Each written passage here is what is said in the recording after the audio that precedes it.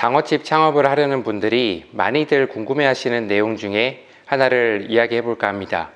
바로 장어 손질, 장어를 잡는 일에 대한 부분인데요. 장어집을 운영하려면 직접 손질을 할 수 있어야 되는가에 대한 문제입니다. 당연히 누군가는 생물로 된 장어를 잡아야겠죠. 그럼 질문을 좀 바꿔볼게요. 장어집을 운영하려고 하는데 장어 손질을 직접 못하면 운영을 할 수 없을까요? 결론부터 말하면 아니요입니다. 장어를 매장 내에서 잡지 못하는 상황이 돼도 장사를 하는 데는 별 문제가 없다는 말입니다. 그럼 왜 그런지 장어를 직접 손질할 때하고 직접 손질 안 하는 상황에서 어떤 방식으로 장사가 가능한지에 대해서 말해 보겠습니다. 일단 저는 장어를 손질하는 걸 어느 정도는 할 줄 알거든요. 솔직히 한 번에 많이는 못 잡습니다. 뭐든 그렇지만 장어 손질도 자주 해서 익숙해져야 되는데 저는 어쩌다 한 번씩 하다 보니까 한 번에 10마리, 20마리 정도는 잡는데 그 이상 넘어가면 손이 아파서 잘 못 잡겠더라고요. 그래도 저희는 직원이 장어 손질을 하기 때문에 장사에는 크게 문제가 없습니다. 장어 한 번 잡을 때 한 20kg, 보통 80마리 정도를 한 번에 잡거든요. 장어집 창업을 생각하시는 분들은 대부분 아마 장어 잡는 걸 직접 배워야 된다는 마음의 준비를 하고 계실 거예요. 엄청 중요하다고 생각하실 겁니다. 근데 사람에 따라서는 장어 잡는 일이 좀 징그럽고 무서워서 직접 하기 싫을 수도 있고요. 배운다고 해도 생각보다 오래 걸리고 잘 안 돼서 시간과 에너지가 많이 들 수도 있거든요. 손질 배우는 것 때문에 창업 준비 기간이 길어지거나 시간을 되게 많이 허비할 수도 있죠. 물론 사장님이 장어를 직접 잡을 수 있는 능력이 있으면 좋습니다. 직원이 있어도 쉬는 날도 있을 거고 다니다가 그만둘 수도 있으니까요. 근데 중요한 건 장어를 잡는 일이 장어집 운영을 하는데 아주 중요한 부분인가? 라는 겁니다. 상황에 따라 조금씩 다를 수는 있겠지만 기본적으로는 장어를 매장에서 직접 잡는 사람이 없어도 충분히 운영이 가능합니다. 왜냐하면 장어를 우리한테 공급해주는 수산에다가 직접 손질해달라고 부탁할 수도 있거든요.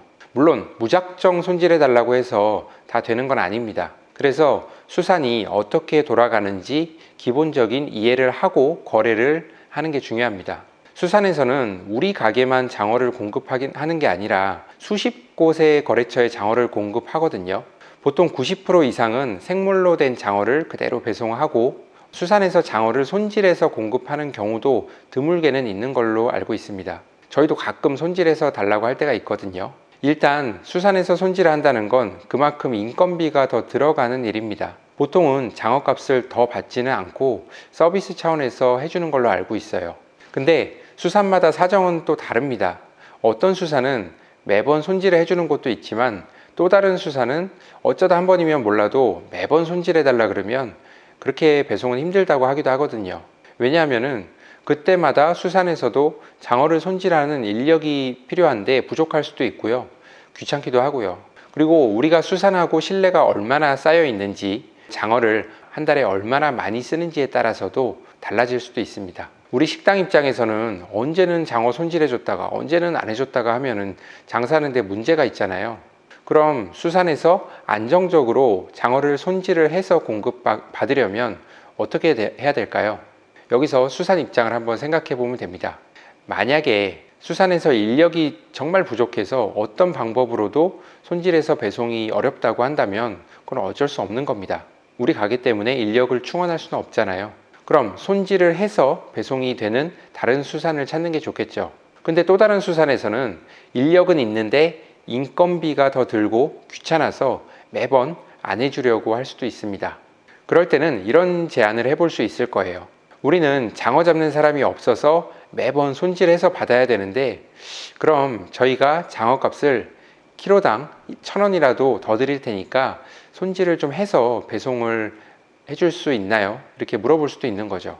만약 우리가 장어를 한 달에 300kg 정도를 쓴다면 월 30만 원 정도를 더 지불하는 거거든요.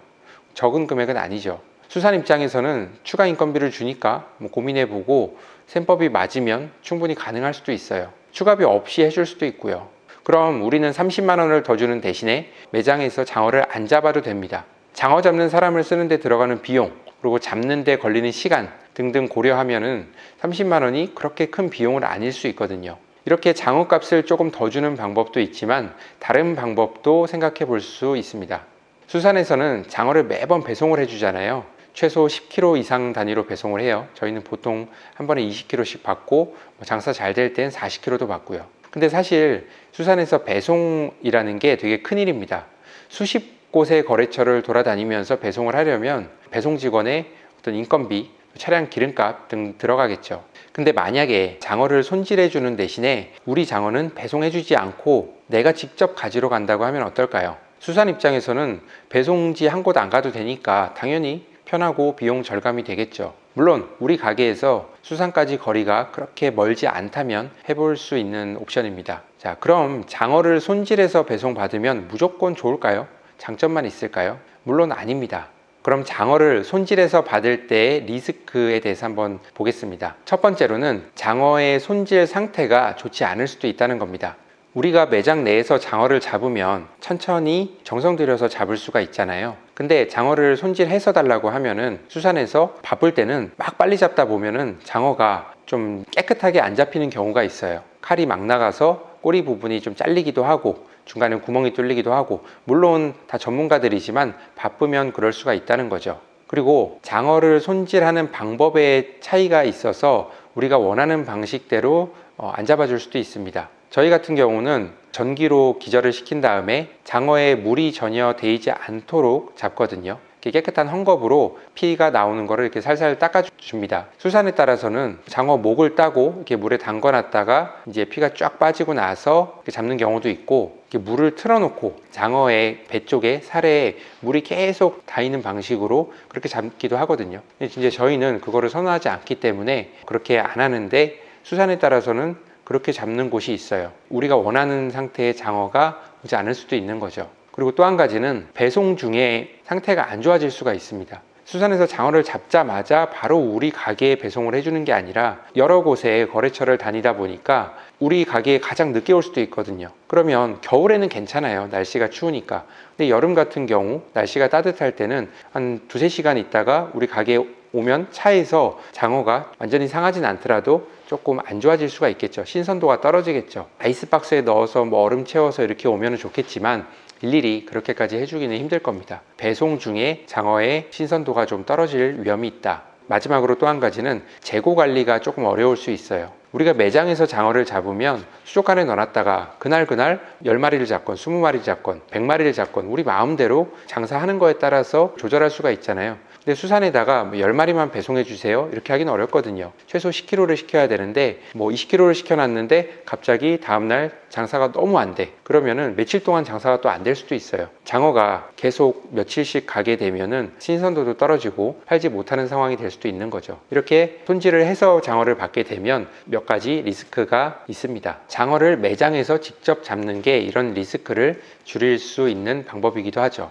근데 장어를 매장에서 직접 잡아도 리스크가 있는 건 마찬가지입니다. 장어를 수산에서 택배로 받을 수도 있어요. 수산이 멀리 있을 수도 있거든요. 그럼 아이스박스에 제대로 포장을 해주니까 신선도는 유지가 될 수가 있습니다. 하지만 포장비가 좀 더 들어가니까 비용이 좀 더 들어가고요. 택배가 문제가 생길 수도 있잖아요. 갑자기 하루 이틀 늦을 수도 있고, 장어를 제때 못 받게 되면 장사를 하는데 좀 지장이 생길 수도 있죠. 어떤 방법을 써도 다 리스크가 있는 거고 또 다 컨트롤하는 방법이 있다고 봅니다. 결론은 장어를 직접 잡을 수 있으면 좋습니다. 하지만 못 잡는다고 해서 장사를 못하는 건 전혀 아닙니다. 그래서 장어집 창업을 생각할 때 장어 손질하는 거 배운다고 그거에 또 너무 꽂혀서 에너지를 쏟는 건 별 의미가 없습니다. 이렇게 대체 가능한 부분들은 적당히 신경을 쓰고요. 차라리 그 시간에 홍보 마케팅을 배워서 장사가 잘 되게 하는 데 집중하는 게 훨씬 더 중요합니다. 자, 오늘은 여기까지 하겠습니다. 감사합니다.